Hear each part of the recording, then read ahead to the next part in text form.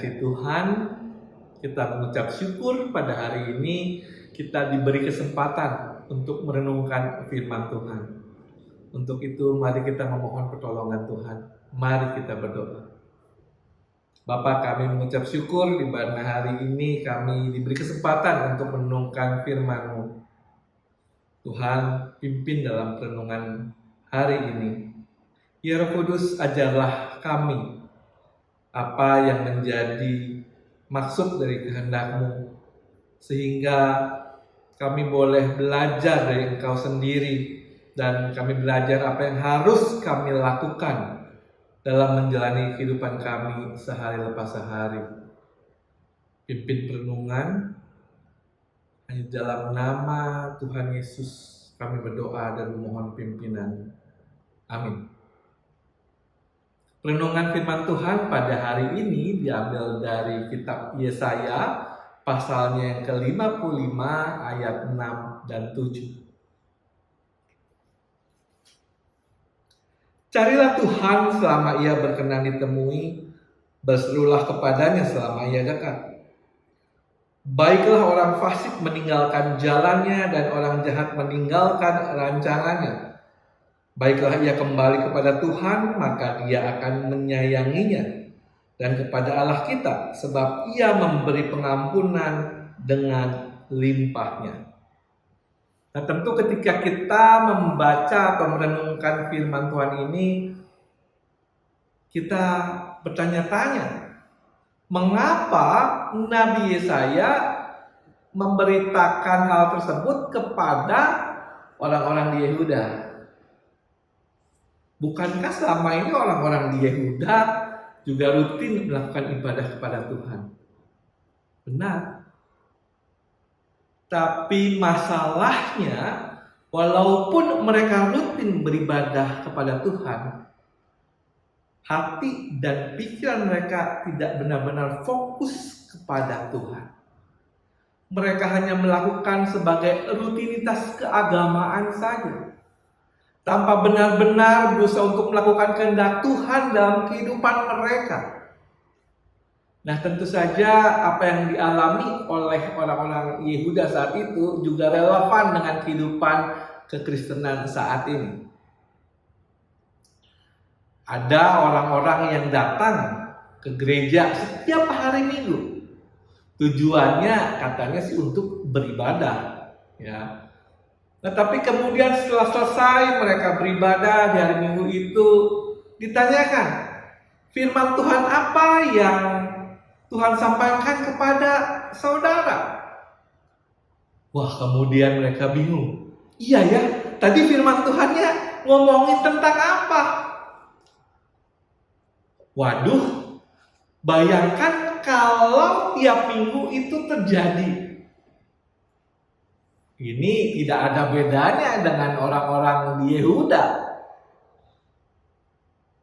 Orang di Yehuda merasa bahwa cukuplah dengan melakukan ritual keagamaan. Mungkin orang zaman sekarang juga berpikir demikian, cukuplah dengan datang ke gereja.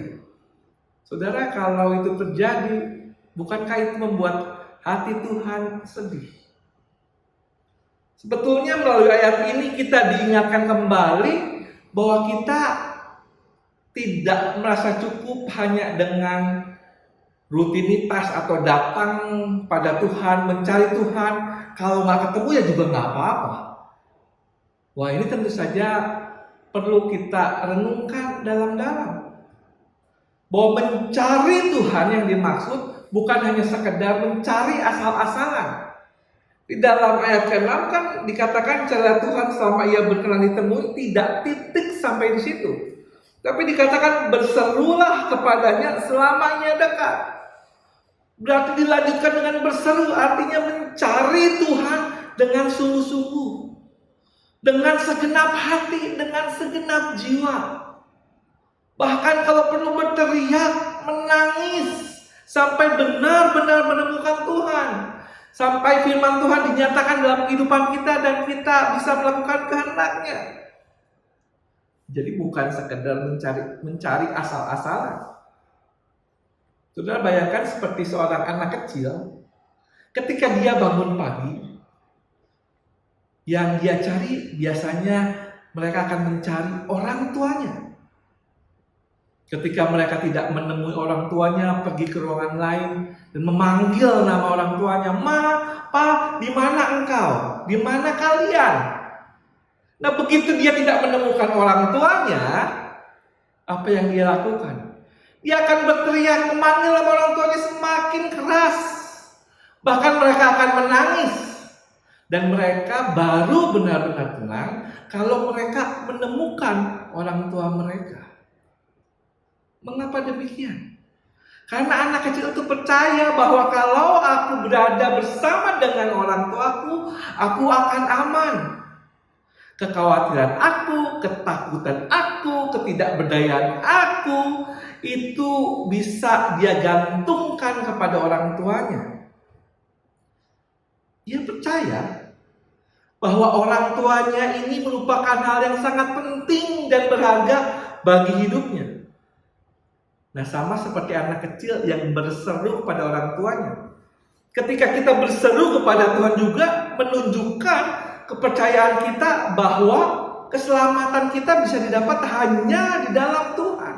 Ketenangan kita hanya bisa didapat hanya bersama dengan Tuhan. Dan bukan itu saja, kalau kita pelajari bahwa Tuhan juga mengajarkan kepada kita untuk kita berseru kepadanya. Tujuannya apa? Tujuannya supaya kita mendapatkan keselamatan. Tujuannya jelas, Tuhan ingin agar kita mendapatkan keselamatan yang daripadanya. Kita lihat dalam Roma 10 ayat 13. Sebab siapa saja yang berseru kepada nama Tuhan akan diselamatkan. Kisah para Rasul 2 ayat 21 juga berkata demikian. Nah, kemudian setelah kita mencari dan berseru kepada Tuhan, apakah cukup hanya itu saja? Coba kita perhatikan di ayat yang ke-7. Di situ kita bisa lihat bahwa kita juga harus meninggalkan jalan kita yang jahat dan kembali kepada Tuhan. Karena Ia menyayangi kita. Dan Tuhan ingin supaya kita bertobat kepada Dia, supaya Dia bisa memberikan pengampunan dengan limpahnya.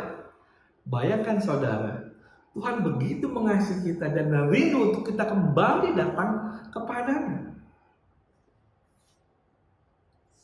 Nah, katanya kan kalau kita berseru mencari Tuhan dan menanyakan jalan kebenaran, tapi pas begitu kita udah diberitahu jalan kebenaran oleh Tuhan, malah nggak dilakukan. Waduh, bisa celaka kalau demikian. Kenapa bisa terjadi seperti itu? Karena seperti apa yang Tuhan Yesus pernah katakan dalam Injil Lukas. Mengapa kamu berseru padaku, Tuhan, Tuhan, padahal kamu tidak melakukan apa yang aku katakan? Jadi jelas ketika kita berseru pada Tuhan, kita pun juga perlu bertobat dan kembali ke jalannya Tuhan dan melakukan kehendak Tuhan dalam kehidupan kita. Jadi ketika kita berseru ini bukan supaya mengubah kehendak Tuhan menjadi sesuai dengan kehendak aku, tapi bagaimana kita menyerahkan diri kita kepada tuntunannya, bimbingannya, dan menyelaraskan kehendak Tuhan dengan kehendak kita. Jadi kehendak Tuhan yang perlu jadi. Nah, kapankah kita harus mencari dan berseru kepada Tuhan? Apa kalau ada masalah saja? Nah, kalau hanya karena ada masalah saja, makanya tidak aneh kalau Tuhan memberikan masalah kepada kita. Karena mungkin kalau kita tidak diberi masalah sama Tuhan, kita jarang mencari Tuhan dengan sungguh-sungguh. Nah, berseru kepada Tuhan itu bisa kita lakukan ketika kita merasakan kebaikan Tuhan. Ucapkanlah syukur pada Tuhan. Berseru bahwa Engkau adalah Allah yang baik. Berseru juga kepada Tuhan ketika jiwa kita haus dan lapar akan firman Tuhan. Supaya aku bisa mengenal Engkau, supaya aku bisa mengerti apa yang menjadi kehendak-Mu dalam kehidupan aku. Berseru kepada Tuhan juga ketika hidup kita kacau karena dosa dan pelanggaran. Jangan menyerah, saudara-saudara.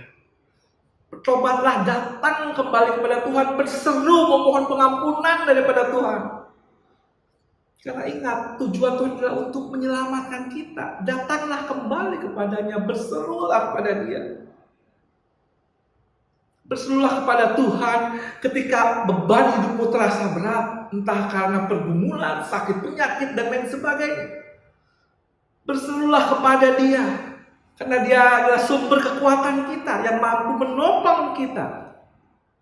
Kita mesti ingat bahwa sepanjang kehidupan kita betul-betul membutuhkan Tuhan. Jadi kita perlu berseru kepada Dia selama kita hidup. Karena kita tidak bisa hidup dengan benar tanpa Dia. Dan ingat saudara-saudara, di ayat yang tadi kita baca, bahwa ada waktunya Tuhan tidak berkenan lagi ditemui. Dan ketika waktunya telah tiba, itu tandanya penghukuman Tuhan telah terjadi. Jadi, selama masih Tuhan beri kesempatan pada kita, mari kita datang mencari Tuhan dan berseru dengan sungguh-sungguh. Saudara, sesuatu hal yang perlu kita renungkan saat ini adalah sebetulnya seberapa penting dan berharganya Tuhan di mata kita. Kalau kita menganggap Tuhan itu penting dan berharga, harusnya kita setiap hari mencari Dia, berseru kepada Dia dengan sungguh-sungguh. Dan betul-betul mencoba untuk menaati setiap firman-Nya dalam kehidupan kita. Selamat mencari Tuhan. Dan juga jangan lupa berseru kepada-Nya. Tuhan Yesus yang menolong kita. Amin. Mari kita berdoa. Bapa, kami mengucap syukur di mana hari ini kami boleh diingatkan kembali untuk bersandar pada tangan kasih-Mu.